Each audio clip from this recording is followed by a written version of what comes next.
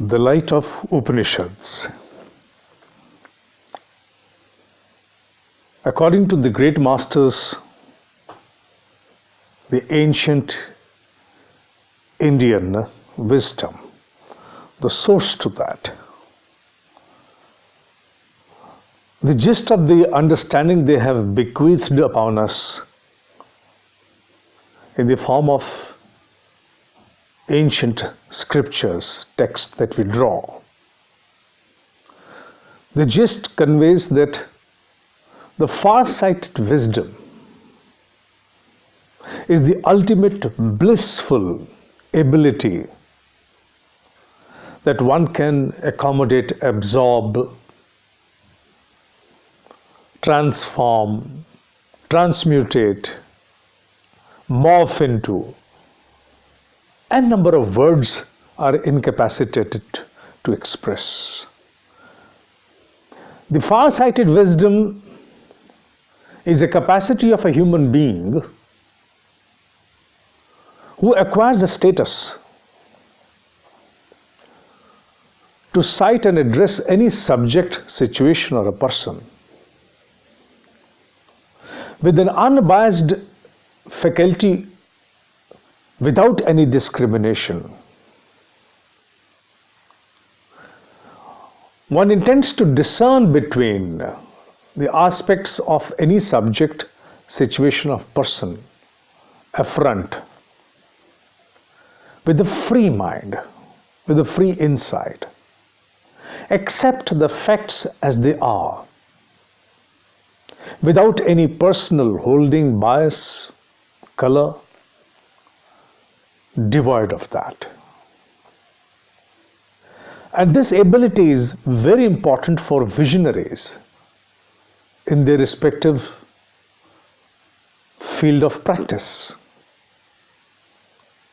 Be it business, politics, industry, whatever, it doesn't matter. It really does not matter.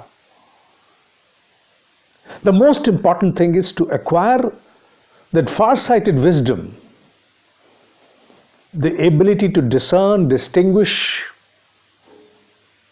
and then arrive a conclusion. May or may not be a decision, which is free of any bias and is not in any confinement of time as well. Far-sighted wisdom has the ability to absorb the fact in the most dynamic form. It would never cease to confine its ambit to one point of time. Things change. The world changes. Everything is prone to dynamism. As one of the great masters mentioned in one of the deliberation, that everything around us is prone to such a dynamic truth, or the truth of dynamism, that the planet, once it is able to kiss the sky atop, would ever be able to touch the same sky? One cannot be sure. Because way the entire solar system is moving around something else, with the magnanimity of the speed and space it has to charter, there's so much of dynamism that nothing remains at the same fulcrum. Even the fulcrums are prone to dynamism. The blissful far-sighted wisdom shall always draw light, ideas from scriptures, from text, from research of several practitioners, but would never confine, would always seek for its own share of an experience. Ancient Indian wisdom is basically the dimension of experience. It would never confine itself to sermons that have been passed for once and have to stay forever. The study of Upanishads, especially with special reference, may not be able to give you a direct solution to any problem that you're confronting at the moment, because light of wisdom is not skill development. But light of wisdom, through the understanding that you expand by gathering inputs of Upanishad, becomes so expansive that you're able to accommodate various aspects which otherwise were eluding your attention on the count of your confinements, irrespective of subject, situation, or people.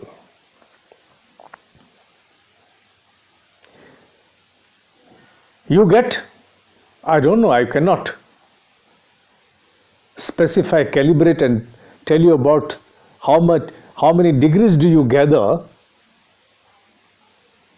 But certainly, if you had been citing only 45 degrees or 90 degrees, after having the absorption of the knowledge of Upanishad, you get an access to 180 degrees of the view of all those subjects that come to you for their own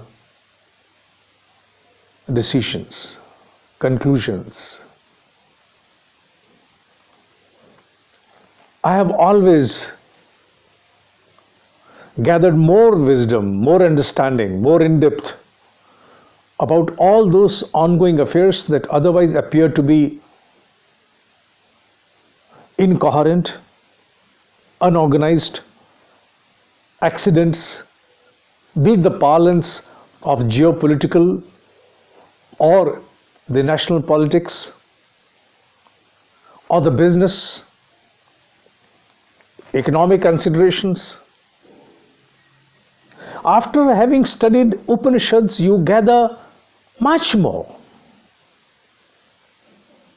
You understand the time with more of penetration. And rather you are able to discern and determine a better course of action in response to the ongoing turbulence.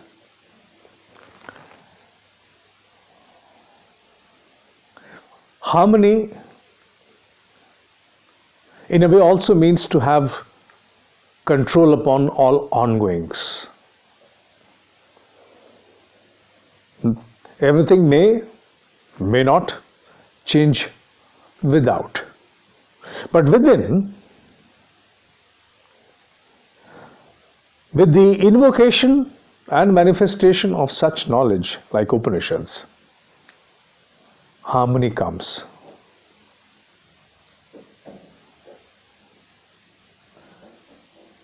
The ultimate bliss on this earth, which is indeed a sojourn to us, is far-sighted wisdom.